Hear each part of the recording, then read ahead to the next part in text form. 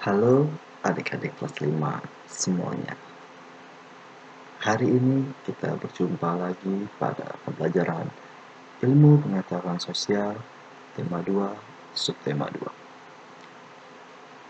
Pada tema ini kita akan belajar mengenai jenis usaha perorangan dan jenis usaha kelompok. Baik, langsung kita mulai pada materi yang pertama, yaitu adalah jenis usaha perorangan. Jenis usaha ini biasanya dikelola oleh satu orang saja. Contoh dari usaha ini seperti petani, pengrajin, dagang, ataupun penyedia jasa. Jenis usaha ini biasanya memiliki modal yang terbatas dan biasanya dikelola secara sederhana.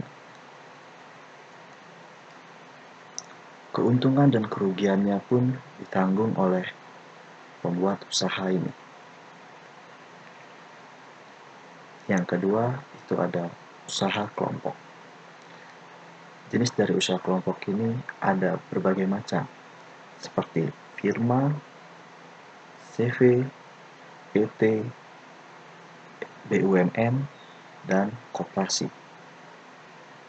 Nah, biasanya jenis usaha kelompok dikelola secara bersama, baik dari modal, pengelolaan, maupun keuntungannya. Jenis usaha perorangan yang pertama, yaitu adalah usaha pertanian. Sebagian besar usaha pertanian dikelola secara perorangan. Usaha ini pun memiliki modal yang sangat terbatas. Lahan yang digarap pun biasanya juga terbatas. Namun, ada juga usaha pertanian yang dilakukan secara besar-besaran. Yang kedua yaitu adalah usaha perdagangan. Usaha dagang yang dilakukan secara perorangan biasanya berskala kecil ataupun sedang. Contohnya yaitu seperti pedagang asongan, pedagang keliling, pedagang kaki lima, pedagang di pasar, di warung, dan di toko kelontong. Dan selanjutnya adalah usaha jasa. Usaha jasa ini juga biasanya dikelola oleh perorangan. Contohnya, fotokopi, bengkel, potong rambut, pulsa, dan lain sebagainya. Jenis usaha yang kedua yaitu adalah usaha kelompok.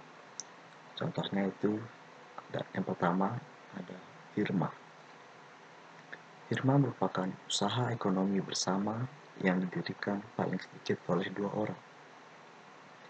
Para pendiri firma ini biasanya adalah orang-orang yang saling kenal satu dengan yang lainnya. Nah, setiap anggota firma ini memiliki hak untuk bertindak atas nama firma. Dan karena mereka memiliki hak atas nama firma, maka setiap anggotanya juga bertanggung jawab penuh atas risiko dari kerugian firma tersebut. Usaha berbentuk firma ini biasanya bergerak di bidang layanan konsultasi hukum dan keuangan. Jenis usaha kelompok yang kedua ada persekutuan komanditer atau yang biasa disering disebut dengan CV. CV ini didirikan sekurangnya oleh 2 orang yang menyetorkan modal. Nah, pada CV ini terdapat 2 jenis sekutu. Yang pertama itu ada sekutu aktif dan yang kedua ada sekutu pasif. Nah, sekutu aktif ini berperan sebagai investor dan menjalankan CV atau perusahaan tersebut. Sedangkan sekutu pasif hanya bertanggung jawab atas modal awal yang disetorkan dan dia tidak ikut dalam kepengurusan CV. Selanjutnya ada perseroan terbatas atau yang sering disebut PT. PT merupakan usaha bersama yang modalnya terdiri dari kumpulan saham. Karena modalnya terdiri dari kumpulan saham-saham,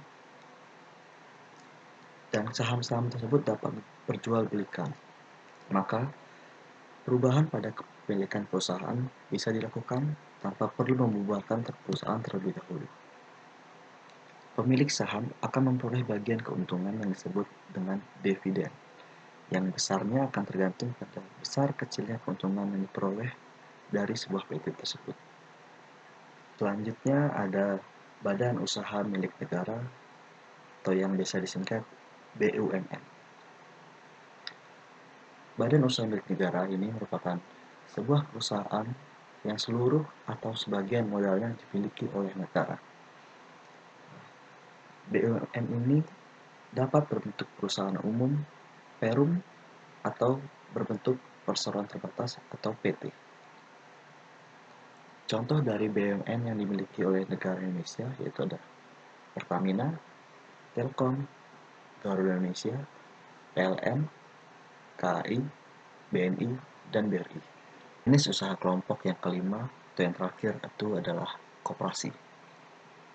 Koperasi merupakan jenis usaha bersama yang berdasarkan asas kekeluargaan, yang mana tujuan dari koperasi itu yaitu adalah mensejahterakan anggotanya. Negara Indonesia mengatur tentang koperasi pada Undang-Undang Nomor 25 Tahun 1992 yang isinya tentang koperasi adalah badan usaha yang beranggotakan orang-orang atau badan hukum koperasi dengan melandaskan kegiatannya berdasarkan prinsip koperasi sekaligus gerakan ekonomi rakyat yang berdasarkan asas kekeluargaan. Nah, koperasi sendiri sesuai dengan Undang-Undang Republik Indonesia tahun 1945 pasal 33 ayat 1 yang berbunyi perekonomian disusun sebagai usaha bersama berdasar atas asas kekeluargaan. Nah, tadi kita sudah belajar tentang pengertian usaha perorangan, jenis-jenis usaha perorangan, pengertian usaha kelompok, jenis-jenis usaha kelompok. Nah, usaha kelompok dan usaha perorangan ini merupakan suatu kegiatan ekonomi, yang mana kegiatan ekonomi merupakan kegiatan saling menguntungkan untuk memenuhi kebutuhan hidup, yang bertujuan untuk mencapai taraf hidup masyarakat yang sejahtera. Tadi sudah Bapak jelaskan, kegiatan ekonomi merupakan kegiatan saling menguntungkan untuk memenuhi kebutuhan hidup. Kegiatan ekonomi yang ada di masyarakat itu meliputi 3 hal. Yang pertama, yaitu adalah kegiatan produksi. Kegiatan produksi merupakan kegiatan menghasilkan barang. Seperti pada gambar ini, yaitu adalah kegiatan membuat roti. Yang kedua, yaitu adalah kegiatan distribusi, yaitu kegiatan menyalurkan hasil produksi kepada konsumen. Nah, setelah tadi roti itu dibuat di pabrik, maka akan dilakukan distribusi oleh pabrik itu ke berbagai daerah ini. Dan yang terakhir itu adalah konsumsi, yaitu kita setelah barang itu didistribusikan oleh pabrik, kita membeli roti tersebut di toko untuk kita makan, untuk kita konsumsi. Sekian pembelajaran ilmu pengetahuan sosial tema 2, subtema 2 tentang usaha perorangan dan usaha kelompok pada hari ini. Semoga materi yang kakak berikan dapat berguna bagi kalian dan sampai jumpa di materi selanjutnya.